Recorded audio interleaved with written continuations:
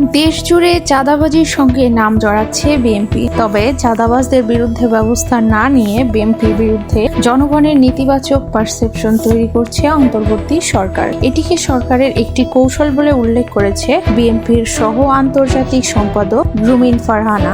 সম্প্রতি একটি টকশোতে উপস্থিত হয়ে এসব কথা বলেন তিনি। চাঁদাবাজদের বিরুদ্ধে রুমিন ফারহানা বলেন, দেখুন, আমাদের 7,500 নেতাকর্মী বহিষ্কার হয়েছে। এরা সবাই যে চাঁদাবাজির জন্য বহিষ্কার হয়েছে তা কিন্তু নয়। অনেকে দেখা গেছে যে দলীয় শৃঙ্খলা ভঙ্গের ব্যাপারে বহিষ্কৃত হয়েছে। রুমিন ফারহানা জানান, সরকার ইচ্ছে করেই চাঁদাবাজদের উপর কোনো ব্যবস্থা নিচ্ছে না। বিএনপির উপর এই অভিযোগের পাহাড়গুলো চাপতে থাকুক, এটাই চায় অন্তর্বর্তী সরকার। পলিটিক্সে পারসেপশনের গুরুত্ব নিয়ে রুমিন আরো বলেন, রাজনীতিতে পারসেপশন ভীষণ গুরুত্ব আছে। সরকার চাচ্ছে বিএনপি চাঁদাবাজি করে, এই পারসেপশন সর্বত্র থাকুক। আর যে কারণে সরকার চাঁদাবাজদের বিরুদ্ধে কোনো তড়িৎ পদক্ষেপ নিচ্ছে না। বিএনপি ক্ষমতায় গেলে এসব অপরাধের বিরুদ্ধে ব্যবস্থা নেবেন বলে দাবি করেন বিএনপির এই নেত্রী।